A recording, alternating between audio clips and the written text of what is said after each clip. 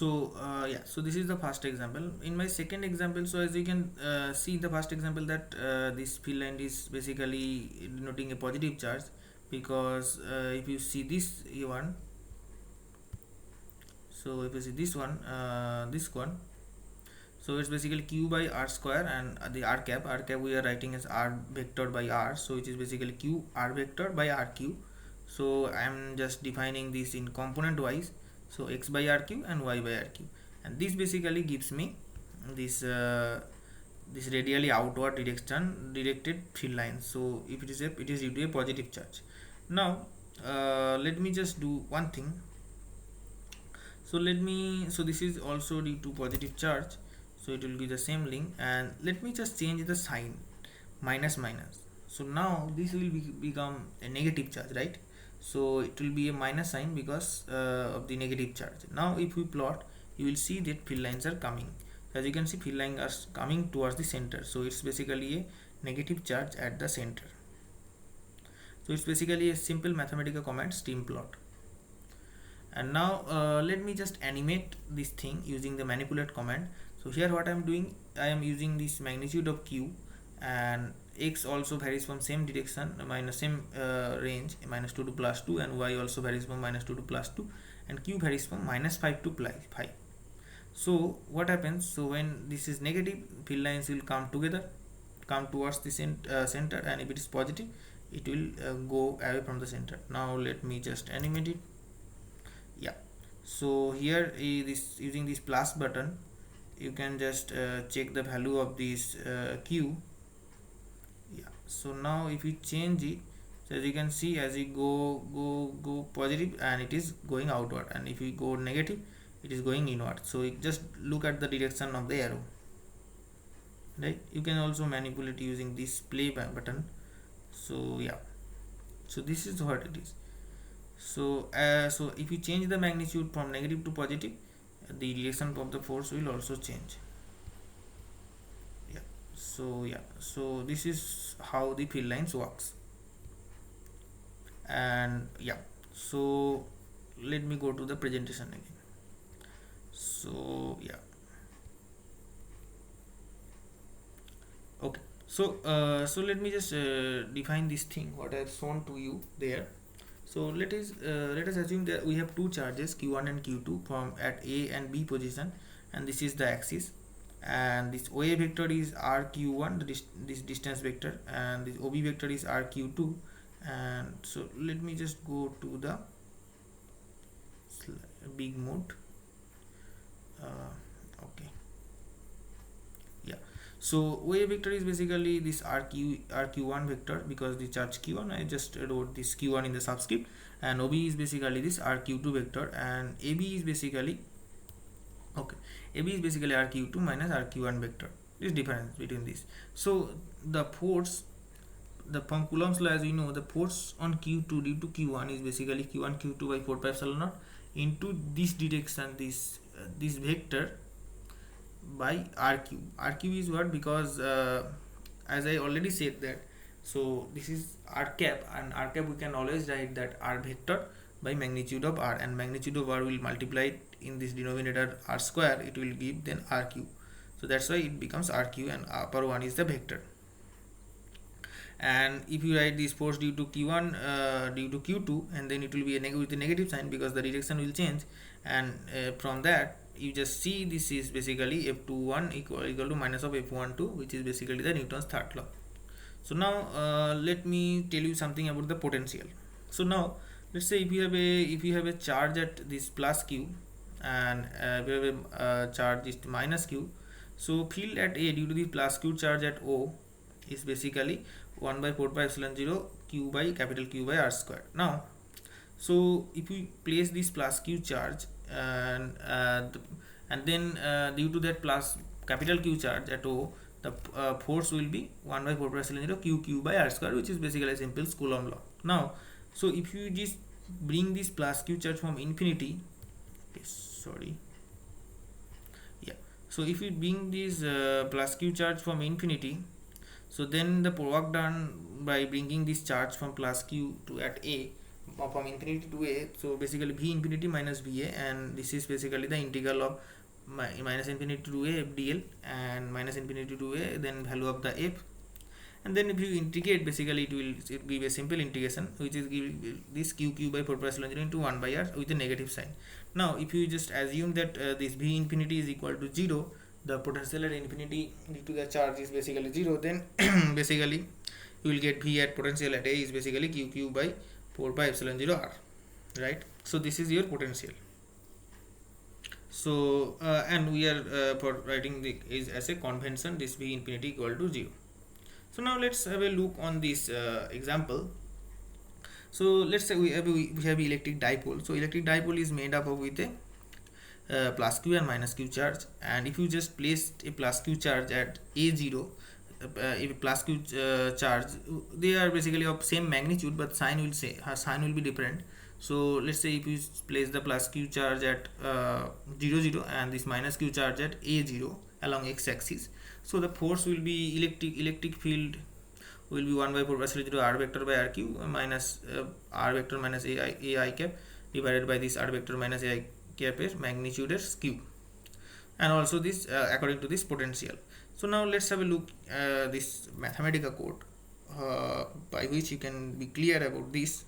So I just wrote the same thing. I just take a to be 1 here, and the same thing rq and r1 and q. R1 basically this r vector minus ai cap mod. So just basically x minus 1 whole square y square plus y square, and this is other thing are same as it is. And now if you just run it, you can see, so this is our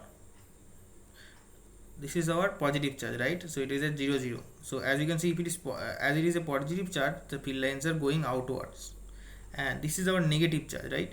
So this is basically negative charge, so field lines are coming towards this. So field lines are going from positive charge, arising from originating from positive charge, and it is going towards the negative charge. So likewise this. So now if you just plot the potential, so yeah,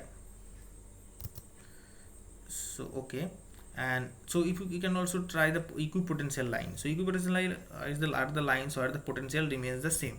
So yeah, so now if you just for a simple this the Coulombic force law, not for this dipole, just for a simple this positive charge at r is equal to at some point. So it's basically the circular concentric circles are basically the equipotential surfaces. But for this our system, if you just plot the potential in a seam plot manner, so you'll give this type of surfaces are these basically the equipotential surfaces. So this is a one equipotential surfaces, this is another equipotential surfaces. But if you have only single charge, then it is basically concentric circles. Also for the negative one, so you can try for the negative one also. So this is I am doing using a contour plot, and so you can basically so if you just change the magnitude of q and q1 and q2, and if you just manipulate this thing, so let me just change this thing, and you can see this how these equipotential surfaces are changing. And also for this, if you just change the magnitude of q, you can also see this how this value of how these plots of the equipotential surfaces are changing. So this is how it works. So yeah, so in my so next basically, so yeah, so now basically so the I just have shown you these equipotential surfaces. So they are basically the points where the potential remains the same. So as I have already shown to you that the equipotential surfaces, so they basically they are the surfaces where the potential remains the same. So this is red dotted lines are basically the equipotential surfaces due to a positive charge. So as I already shown to you, due to a dipole, these are the field lines. This will be the field lines, and this type of equipotential surface you have already seen in my Mathematica code. Okay, so now I'll come to the main topic, which is basically the electric flux. So now, what is electric flux? So the before going into that, so so you just need to define a surface integral. Surface integral is basically a double integral. You must have done a single integral, but it's a surface integral means it's a double integral over over surface. So now let's say imagine a fluid is flowing along this x-axis. So this is our conventional x-axis, this is y-axis and z-axis. So imagine these fluids are flowing along this x-axis, and now, so basically what will be our field line, means this is basically the field lines along x-axis. So this will be some vector constant amount, it is going a magnitude of this a, and I cap is basically a unit vector along x direction, right? And j cap is basically the unit vector along y direction, and k cap basically the unit vector along z direction. So here it is, as it is flowing along x direction, so our electric field is basically a I cap. So now so let's say this square loop has a side of length L. Then basically if you want to calculate the flux, so flux is basically amount of fluid going through this square loop. So it is basically very easy, it's basically this area of the loop into the rate into this magnitude of the field. So it's basically A into L square. So basically the amount of fluid which is going through that loop. Now, so if we just change the orientation of the loop, what will happen? So now the electric field also is along the same direction, which is I cap direction, but the loop orientation is changed. Now if you can see this, if you just place this square loop along this direction of this along the plane of this E, then what you see is basically nothing is passing through this loop, right? So if you just place parallel to that, so nothing will go through the loop, so the flux will be equal to 0, right? So it's like you are trying to blow a bubble without the bubble hoop, right? So it's basically a funny thing. So so it's basically you are trying to blow the bubble in a wrong way. So the air flowing through the hoop, no air is flowing through the hoop, and you are getting bubble at all. Yeah. So this, in this loop there is no fluid is going, so the flux is 0. And now let's change the loop in another direction. So if you place the loop is along this direction also, like it is not crossing the, basically it is not crossing this field lines basically. So let me just define the plane. So here it is, as you can see from this axis orientation, it is y. So this axis is parallel to this y axis, this axis is parallel to the z axis, so it is along yz plane, and your field is along x direction. So yz plane, this is along x direction, remember this thing. So field is along x direction, your square loop is in yz plane, means along one side is along z direction, one side is along y direction, so it is in yz plane. So then we have a positive flux, we have a non-zero flux.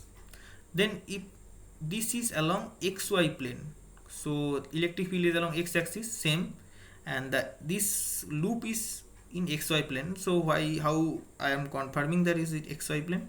So as you can see, this axis is parallel to this axis, and this axis is parallel to this axis, so no z involved, so it is in xy plane, so it is basically 0. So if it is along zx plane, how I am confirming? So this, so it should be, the graph should be like this, but let's consider it like this. So you can just draw this thing here, so it will be like a, so we just draw this thing. So yeah, so it will be like this, and so it is in zx plane, right? So zx mean, okay, so it is already already drawn. So if it is in zx plane, so this axis is parallel to z axis, this axis is parallel to x axis, then also the flux is 0, then also it is, nothing is going through this square loop. So what is happening? So now one thing you can see, so whenever, so the electric field direction is along x, so whenever this x is also there, the square loop is also involving this x, means the direction of the field, so that is, then basically the field, this flux is 0.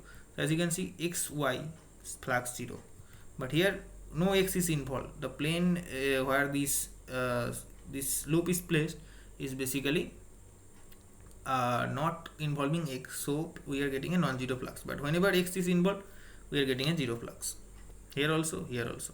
So now what is happening? So so before going into that, I just want to describe what is a unit normal vector. So unit normal vector is basically denoted by n cap, normal n.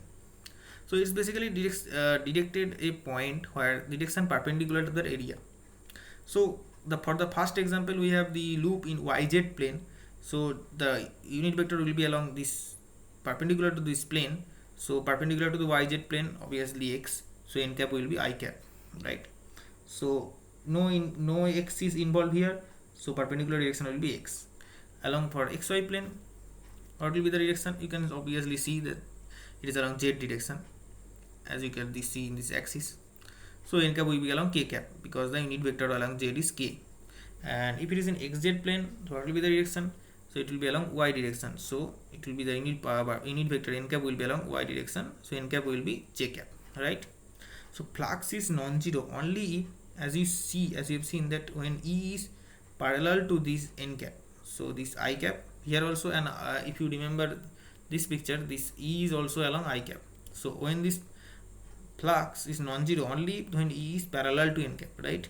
So this is some features which I will try to write it in a compact mathematical form. So when E is parallel to n cap, so we are basically getting non-zero flux. So let me write it. So let me now describe in terms of mathematical thing. So E is along I cap, right? So let's say it is in some arbitrary direction with the n cap is making angle theta with the electric field, and the electric field makes an angle theta with the normal n cap, as you have seen. And then basically you just orient the loop in such a way that it's basically the component. If you take the electric field component, so it's along this a sin theta along this direction and a cos theta along the this direction.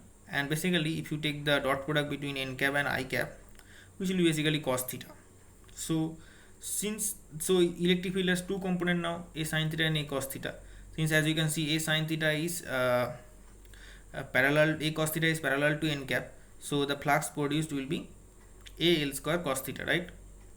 Because n dot I, so basically flux is basically E dot the area, E dot the area, E dot n cap into the area. So E dot n cap is basically for this cos theta, it will be a cos theta into L square for this component. But for this component no flux will be produced because for this component it is basically perpendicular to n cap. So the flux produced is 0 because it will be for this n cap dot I cap is cos theta, but for the another direction it will be 0. So the flux produced is 0. So let me just show you in a compact form. So phi is basically E vector times the area vector. So area vector contains this n cap in times the magnitude of area. So E into E dot n cap into a magnitude of area. So a vector is basically n cap into a. So you can just define, for if you have a closed surface like this, you can have many such n's normal vectors. So what will be the standard procedure? So standard procedure is basically you need to split up the surface into lots of tiny bits, and then basically you need to find the value of n cap and E, and then you just need to find the area vector, and then basically you just need to perform the integral E dot dA, where dA is basically this n cap into magnitude of the area element. So phi is basically this total surface integral, total all over the surface, and into E dot this n cap into dA. So n cap is unique for the every bit of elements. So if you use small surface element, area element, and take the n cap, so this n cap will be different and unique, not the same n cap. So this basically calculates the flux. So this is the standard mathematical formula for the flux, E dot n cap into dA. So now, so for an arbitrary surface, what will be the n cap? So let's so if we know that if it is in xy plane, the n cap will be perpendicular to it, which is k cap. If it is in yz plane, the n cap will be perpendicular to it, which is x cap. So likewise, but if you have an arbitrary surface like this, this arbitrary surface drawn here, but so then what will happen? So what will be the n cap? What will be the this normal vector? So if you have a surface like this, xyz plus 3x square minus 4, so what will be the n cap at this point? So we just need to define the function fxyz, which is basically this xyz plus 3x square minus 4 equal to 0. We just take this in this side and define this function xyz. Now basically we need to dot product with this operator, which is sin nabla, which is called gradient operator, which is basically a vector like del del x I cap, del del j cap, del del y j cap plus del del z k cap. And if you dot product with this basically derivative of this with x, which is this, derivative of this function with respect to y, which is this, and derivative of this function with respect to z, which gives this. And this basically at 1 1 will give 1 1 1, it will give the value this, and n cap will be this vector divided by magnitude of this vector, which will give you the normal direction. And plus minus basically outward normal or inward normal. If it as usually we will take the outward normal.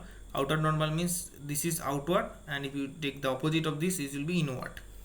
So this is how a normal vector is computed for arbitrary surface. So now let's have a look at the symmetry of the cube. So cube have a special symmetry what I have already described, like a square box.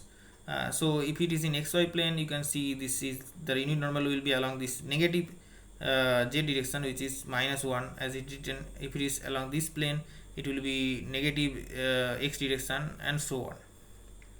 So as you can see, you can just define all the normals. You can just define all the normals of the cube. So it's very easy for a cube because it's a symmetric object, and it's basically also a smooth surface. So that's why it's very easy to define the normal vectors for a cube. Okay. So now we'll talk about different symmetries. So basically there are only three types of symmetry in these cases. So where this Gauss's law is valid. So okay. So yeah. So there is basically this type of symmetries: this planar symmetry, and cylindrical symmetry, and this spherical symmetry. So I'll describe one by one, and I will also describe what is Gauss's law in my later slides. So what is a planar symmetry? So planar symmetry is basically when this symmetry charge density, when the charges are uniformly spread over a large flat surface.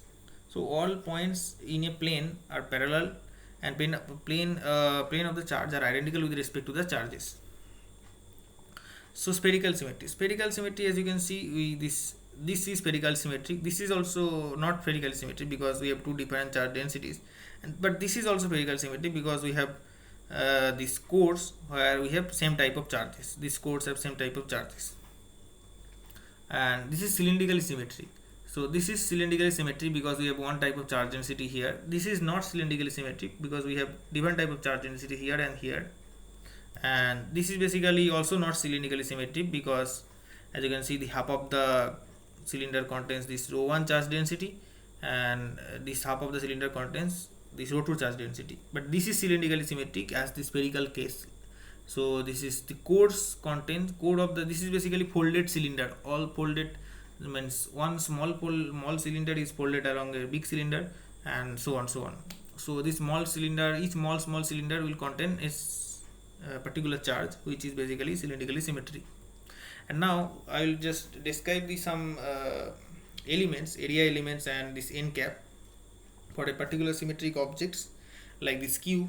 So for a cube, this area is L square, as already said, and for yz plane n cap is I cap, for xz plane n cap is j cap, and for xy plane n cap is k cap, and the coordinates are denoted by x, y, z.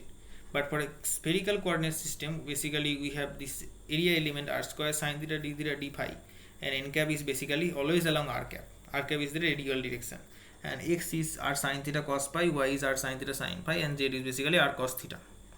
And for cylindrical system, which is basically denoted by a point in a cylindrical coordinate is denoted by r phi z, and a point in a spherical polar coordinate denoted by r theta phi. So that's why r theta and phi are there. And here this dA element is basically r d phi dz, and here also the n cap is along r cap, and x is basically r cos phi, y is r sin phi, and z is basically z. So for planar symmetry, we have rho is basically function of x, y, z, and it is either a function of x, either a function of z, or either a function of y. So if it is happening, then we have planar symmetry. And rho is basically charge density. Charge density means basically amount of charge divided by the element of area or length or basically volume. So if you have a volume and if you have some quantity of charge, so that quantity of charge divided by the volume is basically give you the charge density. Or if you have a surface in 2D and you have some amount of charge, so that amount of charge divided by the surface area is basically give you the surface charge density. And if you have a length and if you have a amount of charge, and this charge divided by the amount of length will give you the linear charge density. So here we are talking about the volume charge density, which is denoted by rho, and surface charge density will be denoted by sigma, and the linear charge density will be denoted by lambda. So we have this rho, which is either a function of x, either a function of z, or either a function of y. It will be of a planar symmetry. But if you have cylindrical symmetry, it will be a function of r phi z, and it will kind of be a function of rho of r. And r is basically root over x square plus y square. As you can see here, x square plus y square is basically r square, and phi is basically tan inverse of y by x. And if you have a spherically symmetric, then also it will be a function of r, and this r will be x square plus y square plus z square, and from theta phi you can just define here from here accordingly, right? So now for a spherically symmetric object, what is happened? So this is basically a spherical section, and as you can see, this r theta phi are there, and also the n cap is along this r cap direction. So this is this theta direction, and this is n cap, and this is this phi cap direction. So phi cap direction will be this and this, and this is r cap direction. So the so if you have a displacement from r theta phi to r plus dr, sorry,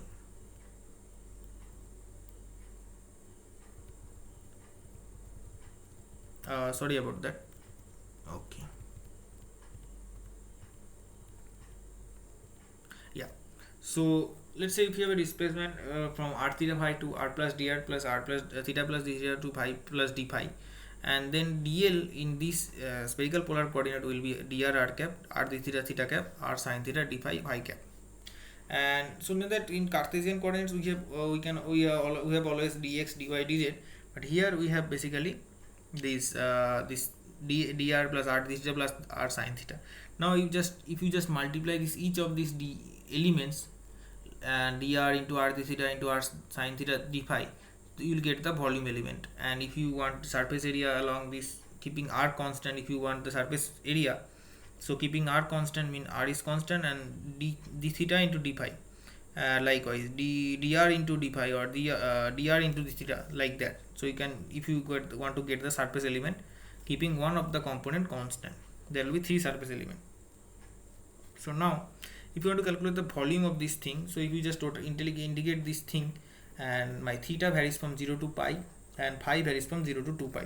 So if you integrate this thing, you will get the volume of a sphere, because it is a spherical polar coordinate. And also if you integrate this thing in this area element, each of the area element, you will get 4 pi r square, right? Yeah. So similarly for this this cylindrical coordinates, so in cylindrical coordinates the line element is basically dr r cap, r d phi phi cap, dz z cap. And if you keep r constant, when you want to calculate the surface area, which basically you need to multiply d phi with dz, r d phi dz.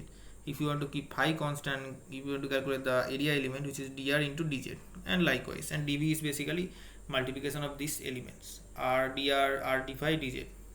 So it's like this. So now using this symmetry, planar symmetry, spherical polar symmetry, and this cylindrical symmetry, you can calculate basically using the Gauss's law. You can basically calculate this electric field and this thing. So before going into this slide, I basically want to describe this electric field. So as I already said, flux is basically E dot A, and is basically E S cos theta. S is basically the surface. And so when phi theta is equal to 0, field lines is basically crossing the surface is maximum, because cos 0 is 1, and if it is pi by 2, it's basically the minimum. And now let's have a look on these examples. So if you have an electric field E is equal to 3I plus 2J plus K, and if you want to find the flux through the surface of a 50 meters square in xy, yz and zx plane, then basically, so 50 meters square is the magnitude of the area, but you need to find the n cap. So xy plane n cap has k cap, yz plane n cap has x cap, and this is zx plane n cap has y cap, right? And now we have all these things. For xy plane we have n cap a, which is 50 k cap, and if you just take the dot product with this E is already given, and if you take the dot product with this 50k, you'll get this 50, and then similarly like this thing. So this is a simple example. So in my next example is basically a common life example, so which is basically a daily life example. So if the raining is falling as in these perpendicular normal lines, so field lines, basically this flux through this ring is basically maximum, which is 10 cos 0, which is 10 lines, and then if it is around 30 degree, it is basically 8.7 on 9 lines, and so on, and 60 degree, and if it is in 90 degree, basically no flux is going, which is 0. So it's a common life example. So now I want to tell you something about this angle, this steradian angle. So if you have a if you have a this solid angle, so solid angle is basically an angle which is measured in steradian, which is a so if you have a just so if you have, or if you have ever gone to a Bhelpuri shopkeeper, you just give this thing, this container like this, and it will be like a, or a corner to ice cream or something like that, ice cream sole or something like that. So this angle made by this sole is basically this solid angle. So this angle is measured in steradian, and it denoted by omega, which is basically s divided by r square. S is the surface area divided by this radius square.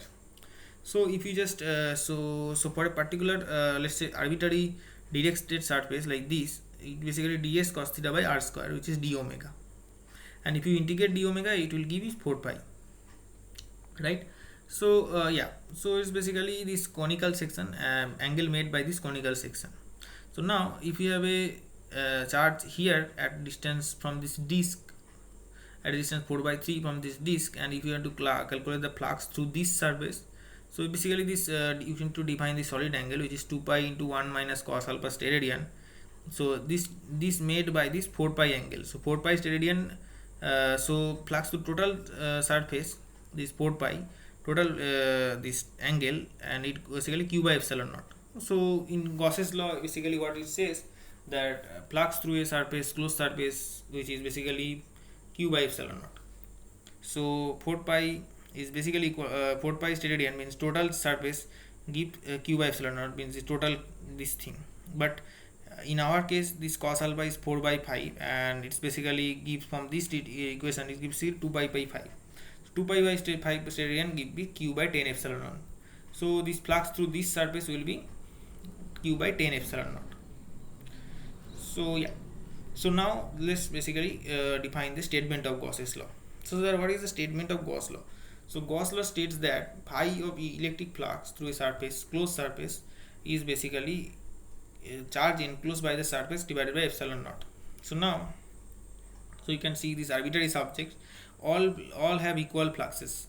It doesn't depend on the means it doesn't depend on the type of the surface. It is an asymmetric object. This is a symmetric object like this, but all of them enclose a charge plus q, and they basically enclose the same charge because they have same charge, and because they contain the same charge, they basically have the equal flux.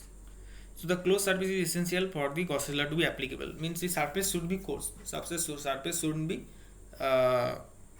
open. So it should be closed. So as you can see here in this example, charge is outside the surface, but you need to form a closed surface enclosing this thing. So enclosing this thing, so you need to form a cylinder. You need to form a solid angle like this. So you need to just this is your disk, and this is your charge. So you need to form this type of conical surface. So you need to form this conical surface here, as I have already formed. So you just need to form this thing, and then to calculate the flux. So you need to make the closed surface even if it is not closed.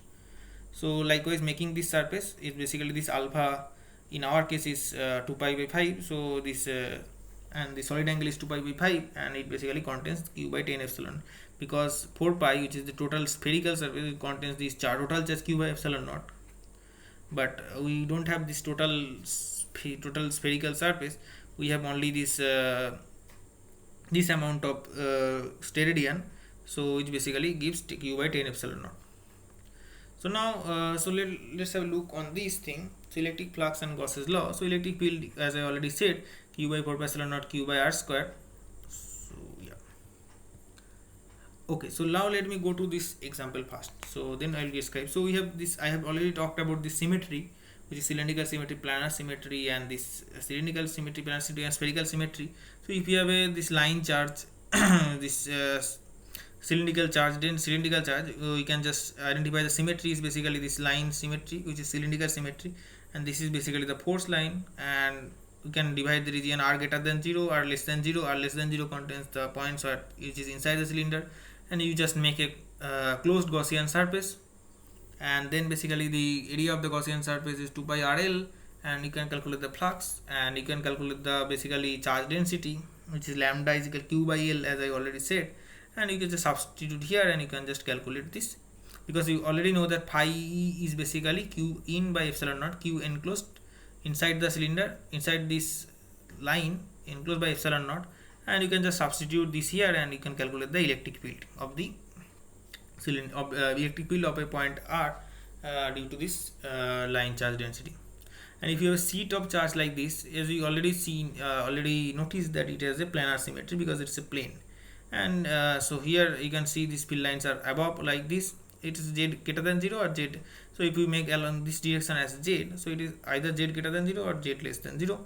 So it will like this, and then it's basically you need to contain two Gaussian surface, one above the z axis, one below the z axis, and basically after that it will be like phi will be 2 ea, and q enclosed is sigma a, and from that basically you can calculate the so it's basically q in by epsilon naught, so it's very E is equal to sigma by 2 epsilon naught. And similarly for the spherical case, so you can see spherical, as already you have seen that it is a sphere, so it's obviously has a spherical symmetry, and likewise you can calculate for the spherical the electric field due to a sphere also. Okay, so here basically, as I already said, this r cap is basically r vector by r, which is x by, so r vector is x I cap plus y j cap plus z k cap, which is x by r plus y by r plus z by r. So r is here, r this r without this direction of the vector is basically the magnitude of the r. So E dot dA is proportional to the number of field lines passing through a area element dA. So now, so as I said, for these, as I already described for the area element for a spherical symmetric charge. So if you have a point charge here and these field lines are going, if you just make a Gaussian surface, spherical Gaussian surface, and this you already know, as I have already told, that the area of a Gaussian area element of a Gaussian surface is basically r square sin square theta d theta d phi. So in this slide, basically, yeah. So in this slide, r square sin theta d theta d phi, you can see this area element. And now if we just take this area element, and so it is along this r cap, so you just take the so basically dA vector is basically this dA into r cap, and if you just integrate this E dot dA, theta going from 0 to pi, phi going from 0 to 2 pi, you will get this q by epsilon naught, and that's how you basically derive this Gauss's law. And field is always radially outward. And now we can also, so this is basically a integral form of the Gauss's law, and we can also take the differential. We can also look at the differential form of the Gauss's law, which is basically divergence of E is equal to rho by epsilon naught, and this is basically divergence. So if you have a point and some field lines are going outward from that point or coming toward that point, so that means the field this point has some divergence, positive divergence. So from Gauss's divergence theorem, it basically says that the triple integral, volume integral of this divergence dV is basically equal to this surface integral dot ds. So now if you just calculate this, instead of A, you just write E.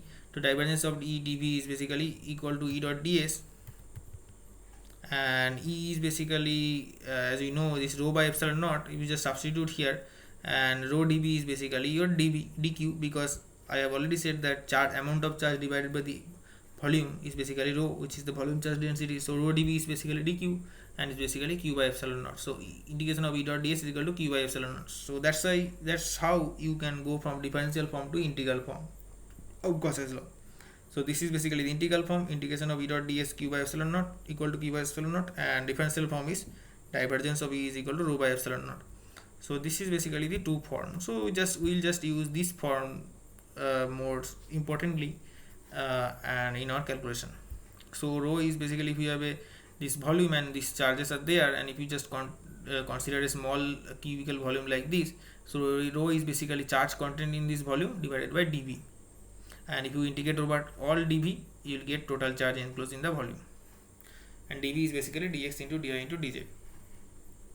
So now if you look at the point like F is equal to so force is QE and phi is equal to E dot A, and so if you just dimensionally analyze this E and phi, so basically force is basically mass into acceleration, so m into L to the power minus 2, and charge, electric charge has a dimension I to the power I1 and T to the power 1, because Q is equal to IT, you already know that dq by dt is equal to I, or Q is equal to I into T.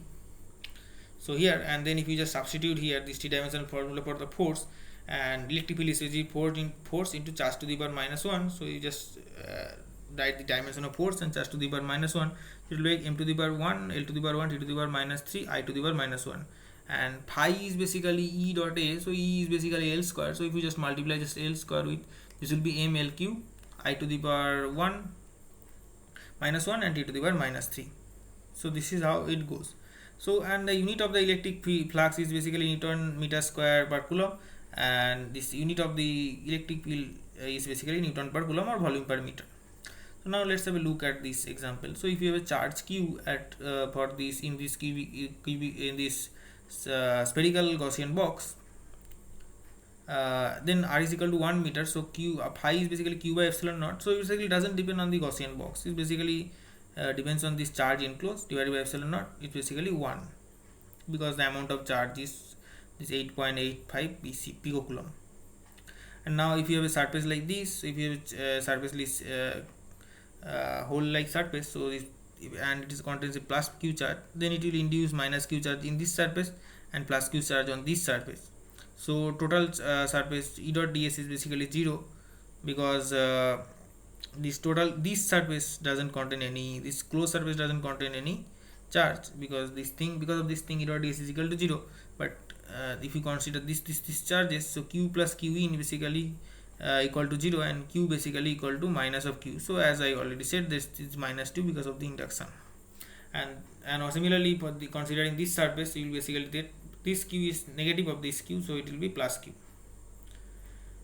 Okay. So now let's say similarly, if you have a charge like this, if you have a plus q charge here, it will induce minus q charge here and plus q charge here, but this is already grounded, so it will be 0. So charge on this A surface will be minus q and B surface will be 0, right? So if you consider this thing, so here the phi will be what, as you can see, this is only because of this inside charges, not this because of these outside charges. So it will be minus 3 plus 2 and minus 5, so minus 8 plus 2 is minus 6 by 6 coulomb by epsilon naught.